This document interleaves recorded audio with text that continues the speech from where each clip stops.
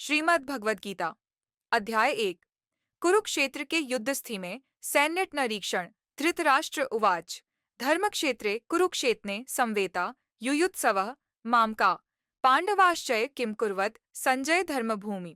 कुरुक्षेत्र में एकलित युद्ध की इच्छा वाले मेरे और पांडु के पुत्रों ने क्या किया। तात्पर्य भगवद गीता एक बहुपठित आस्तिक विज्ञान है जो गीता महात्म्य में सार रूप में दिया हुआ है। इसमें यह उल्लेख है कि मनुष्य को चाहिए कि वह श्री कृष्ण के भक्त की सहायता से संवीक्षण करते हुए भगवद गीता का अध्ययन करे और स्वार्थ प्रेरित व्याख्याओं के बिना उसे समझने का प्रयास करे। अर्जुन ने जिस प्रकार से साक्षात भगवान कृष्ण से गीता सुनी और उसका उपदेश ग्रहण किया, इस प्रकार की स्पष्ट अनुभूति का उदाहरण भगवद गीता में ही है। यदि उसी गुरु परंपरा से निजी स्वार्थ से प्रेरित हुए बिना किसी को भगवद गीता समझने का सौभाग्य प्राप्त हो, तो वह समस्त वैदिक ज्ञान तथा विश्व के समस्त शास्त्रों के अध्ययन को पीछे छोड़ देता है। पाठक को भगवद गीता में न केवल अन्य शास्त्रों की सारी बातें मिलेंगी, अपितु ऐसी बातें भी मिलेंगी जो अन्यत्र कहीं उपलब्ध नहीं है। यही गीता का विशिष्ट मानदंड है। स्वयं भगवान श्री कृष्ण द्वारा साक्षात उच्चरित होने के कारण यह पूर्ण आस्तिक विज्ञान है। दृष्टवा तु पांडवानीकम व्यूढ़म दुर्योधनस्तदा आचार्य मुपसंगम्य राजा वचनमत्रवीत। संजय ने कहा, हे राजन, पांडु पुत्रों द्वारा सेना की व्यूहरचना देखकर राजा दुर्योधन अपने गुरु के पास गया और उसने ये शब्द कहे। धृतराष्ट्र जन्म से अंधा था।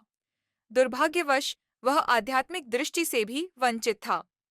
वह यह भी जानता था कि उसी के समान उसके पुत्र भी धर्म के मामले में अंधे हैं और उसे विश्वास था कि वे पांडवों के साथ कभी भी समझौता नहीं कर पाएंगे, क्योंकि पांचों पांडव जन्म से ही पवित्र थे।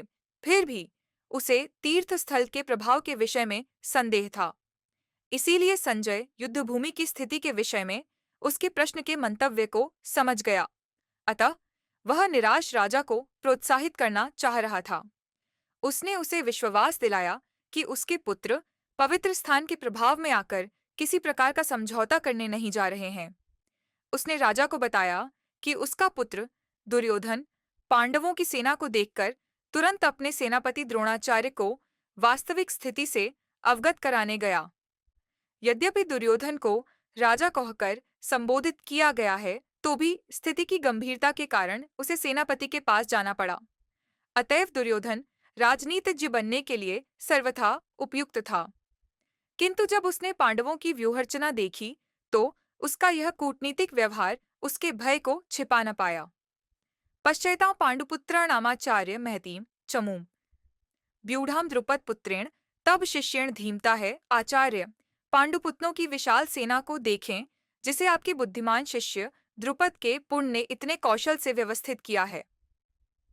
परम राजनीतिज्ञ दुर्योधन महान ब्राह्मण सेनापति द्रोणाचार्य के दोषों को इंगित करना चाहता था। अर्जुन की पत्नी द्रौपदी के पिता राजा द्रुपद के साथ द्रोणाचार्य का कुछ राजनीतिक झगड़ा था। इस झगड़े के फलस्वरूप द्रुपद ने एक महान यज्ञ संपन्न किया, जिससे उसे एक ऐसा पुत्र प्राप्त होने का वरदान मिला जो द्रोणाचार्य का वध कर सके। द्रोणाचार्य इसे भलीभांति जानता था, किंतु जब द्रुपद का पुत्र धृष्टद्युम्न युद्ध शिक्षा के लिए उसको सौंपा गया, तो द्रोणाचार्य को उसे अपने सारे सैनिक रहस्य प्रदान करने में कोई झिझक नहीं हुई। अब धृष्टद्युम्न कुरुक्षेत्र की युद्ध भूमि में पांडवों का पक्ष ले रहा था और उसने द्रोणाचार्य से जो कला सीखी थी, उसी के आधार पर उसने यह व्यूहरचना की थी। दुर्योधन ने द्रोणाचार्य की इस दुर्बलता की ओर इंगित किया, जिससे वह युद्ध में सजग रहे और समझौता न करे। इसके द्वारा वह द्रोणाचार्य को यह भी बताना चाह रहा था कि कहीं वह अपने प्रिय शिष्य पांडवों के प्रति युद्ध में उदारता न दिखा बैठे। विशेष रूप से अर्जुन उसका अत्यंत प्रिय एवं तेजस्वी शिष्य था। दुर्योधन ने यह भी चेतावनी दी कि युद्ध में इस प्रकार की उदारता से हार हो सकती है। अत्न शूरा महेश्वासा भीमार्जुन समायुधि युयुद्धानो विराटश्च द्रुपदश्च महारथा। इस सेना में भीम तथा अर्जुन के समान युद्ध करने वाले अनेक वीर धनुर्धर हैं, यथा महारथी युयुधान, विराट तथा द्रुपद। यद्यपि युद्ध कला में द्रोणाचार्य की महान शक्ति के समक्ष धृष्टद्युम्न महत्वपूर्ण बाधक नहीं था, किंतु ऐसे अनेक योद्धा थे जिनसे भय था। दुर्योधन इन्हें विजय पथ में अत्यंत बाधक बताता है, क्योंकि इनमें से प्रत्येक योद्धा भीम तथा अर्जुन के समान दुर्जेय था।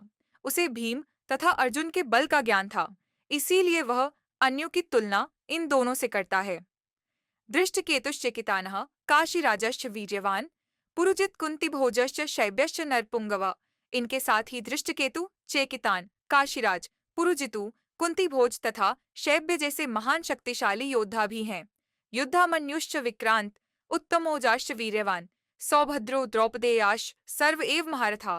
पराक्रमी युद्धामन्यु, बलवान उत्तमौजा, सुभद्रा पुत्र अभिमन्यु और द्रौपदी के पुत्र, ये सब महारथी ही हैं।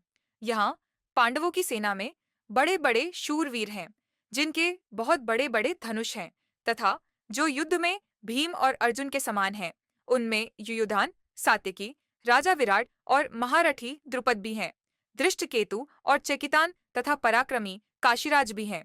पुरुजित और कुंतीभोज, ये दोनों भाई तथा मनुष्यों में श्रेष्ठ शैब्य भी हैं। पराक्रमी युद्धामन्यु और पराक्रमी उत्तमौजा भी हैं। सुभद्रा पुत्र अभिमन्यु और द्रौपदी के 5 पुत्र भी हैं। ये सब के सब महारथी हैं।